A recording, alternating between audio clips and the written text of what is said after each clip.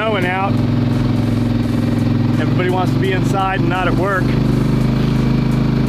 But the animals all still have to eat. If you got animals or a farm or anything like that, that all still has to be done. Nothing changes. So that's what we're doing. Beautiful out. Perfect postcard. But that doesn't change the fact that you have to be out in it. Every farmer, all their stuff still has to be done. We have a lot of animals here. They all still have to be fed and watered. So we make that a little bit easier just by a little bit of pre-planning. And we'll show you guys what that looks like here. We're gonna go right up here to the first set of rabbits, and we'll get them all taken care of.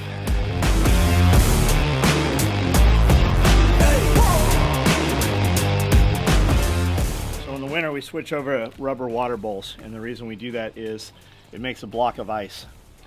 That rabbit goes through a lot of water, so there's not much ice in here. I won't even dump this. I'll just mix this warm water on top and it'll melt it out. Some of them drink a lot less water and they'll be completely solid. And then you can see, even though this was frozen block of ice, the rabbit will, I don't know if they claw through or chew through or how they get through, but they have access to the water there. So you can see it.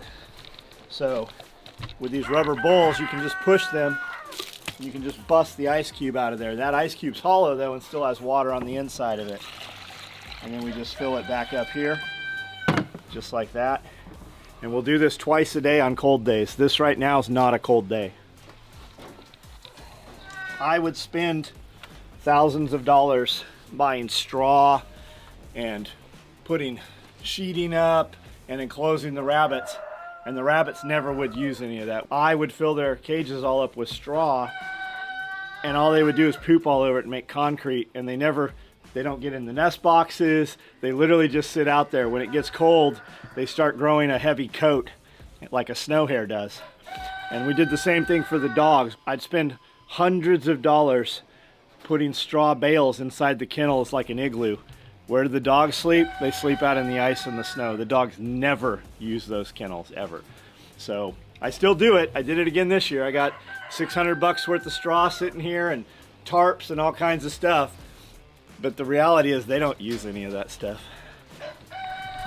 This rabbit's starting to pull hair. So if you see that, there's hair all around in here, which means she's pulling hair and building that nest box out. That means she's about to have babies. We have rabbits that have babies like almost every few days all year long. We're not super hot like a lot of places, and we're not super cold, so we breed them all year long, and we have litters in the nest boxes. Almost every day there'll be babies somewhere.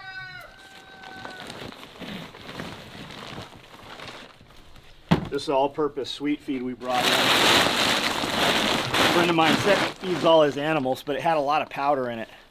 And it was just kind of a mess. When I gave it to the chickens, they really wouldn't eat it. They just left it all over the place. So I've just been, for the last, I don't know, 6 months probably, I just give a couple scoops to the sheep. That way the sheep will always come to you and you can get a hold of them if you need to for some reason.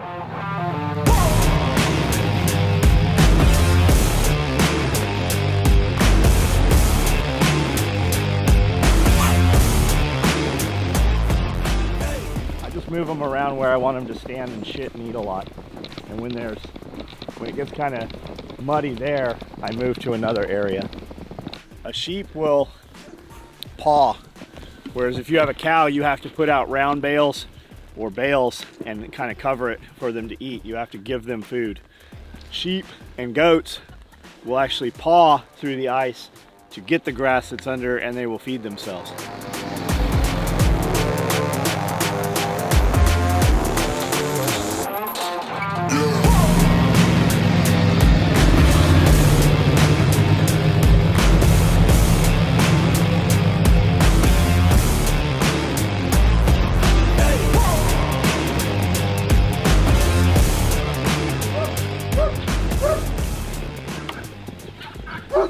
Run one stock tank heater. See how this one's not frozen, this one is frozen. You just pop that in there.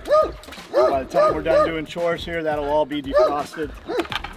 And then we'll top this water off Now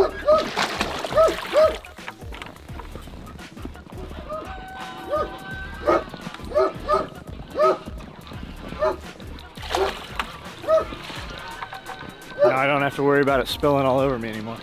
How long did it take for you to find the process? I don't know. I mean, you still refine it. It still changes as we move kennels around or add chickens or whatever.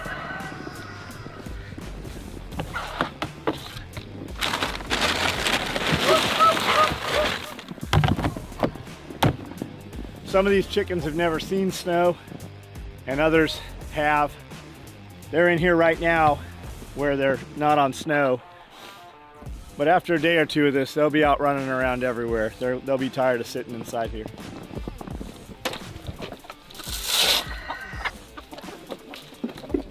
Two eggs, 3 eggs.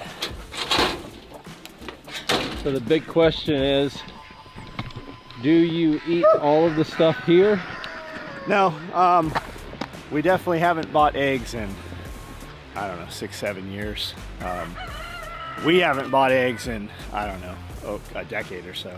But we lay them out and the employees take as many eggs home as they want. So none of my employees have bought eggs in the last 5 years either. We have 18 packs of 18 eggs all over. Look at the ducks coming. They're coming in.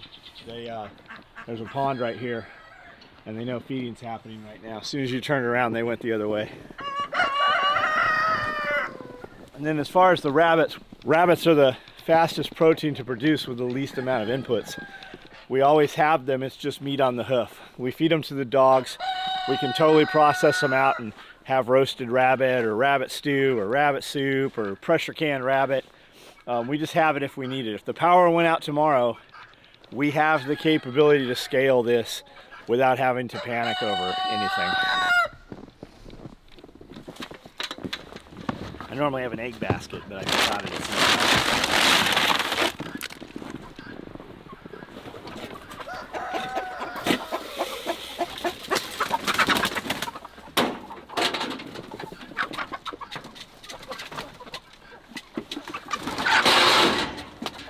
This must be a hen house, because all I smell is chicken shit.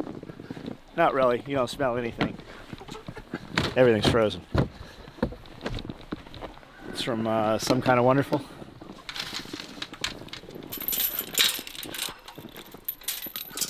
This is wet snow right now. Everything's wet, which means it's heavy snow, which is what snaps trees and takes out power lines and stuff.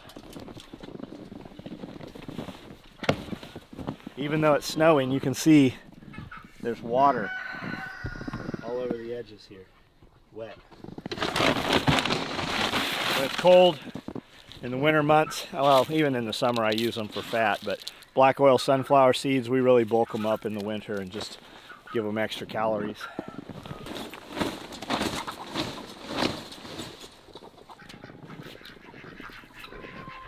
See how that pin's all out in the snow? And that's the old pin out there. Those are the oldest birds up there. They're all out in the snow. And part of it's probably because they know we're feeding right now, but they were out in the snow. The snow really has them discombobulated. We would normally have 20 or 30 eggs right now. Tomorrow, there'll be a ton of them. Or if we come out here in a couple hours, there'll be a lot more.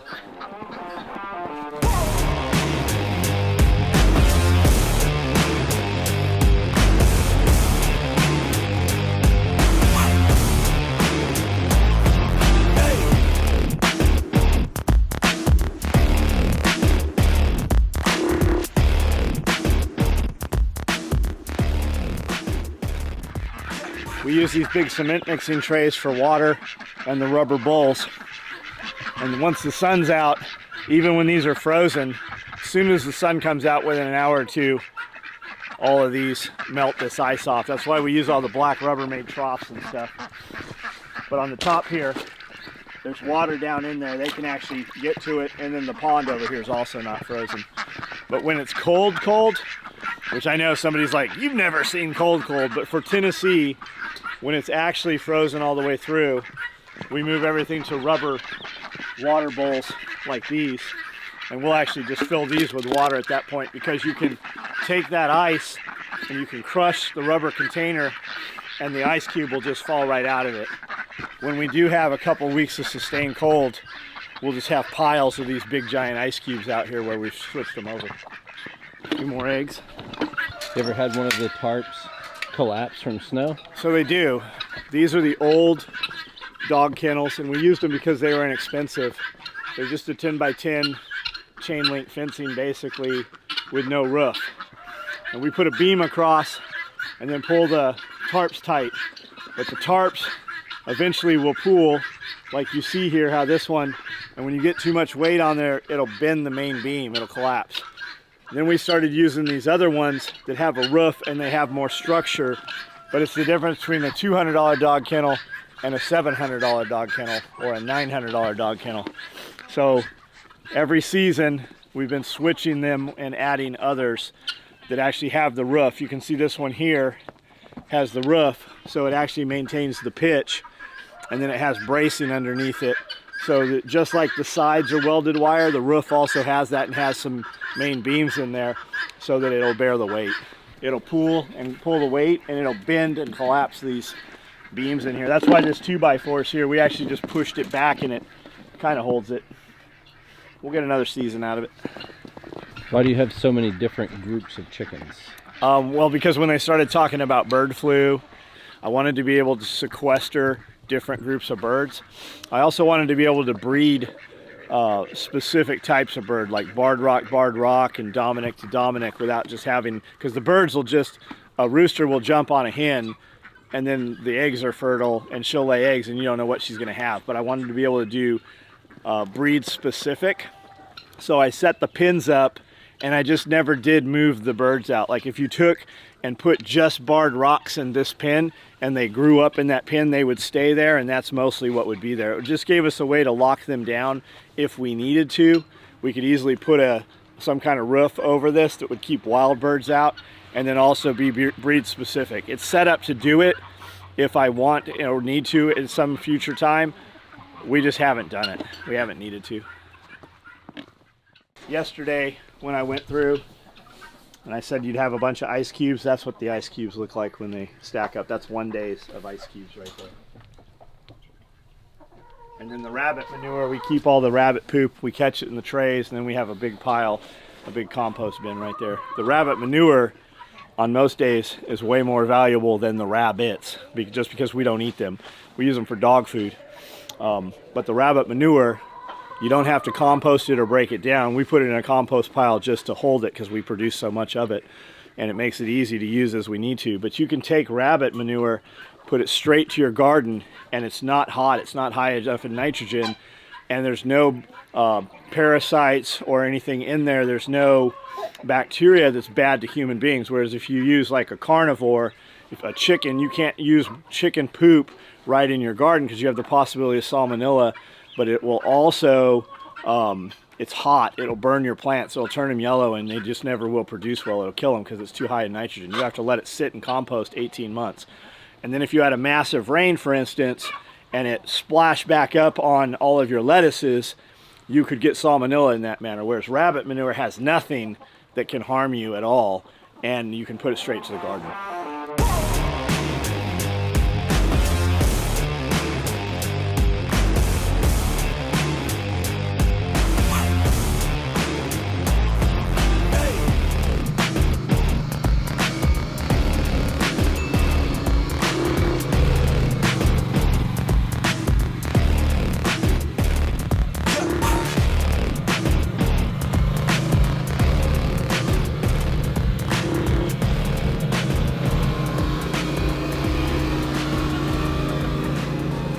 Everyday life of a farmer or any businessman, really, right? An example is that water that we just put in those troughs. We don't need the water. There's probably 10 days of water there. But they're calling for snow like they do every year. They're calling for ice. They're saying the power is going to go out. It's a lot easier to move that water when the water runs. So do we just put 20 gallons in there every day even though we don't need it? Most years, we never need any of the excess water. But if the actual water went out and the pumps didn't run and it froze, then how are you? Then we're melting snow, or well, I have thousands of gallons of water staged inside the building where it can't freeze. But that's always the question. Even though the last 5 years we've never needed it, do we go ahead and just do it? And the answer is yes, you always. And that's the same thing with prepping or homesteading. You're always prepared for the worst, and you hope that you never need that. And people make fun of you, and they look at you weird, but those are also the same people knocking on your door when they didn't do the shit that you've done every year that they were talking shit about you doing. I built this thing from the bottom, they tore it down, I rebuilt it. I give myself a task, you can bet your ass I fulfill it. Yeah man, I'm talking about realest, one of the realest.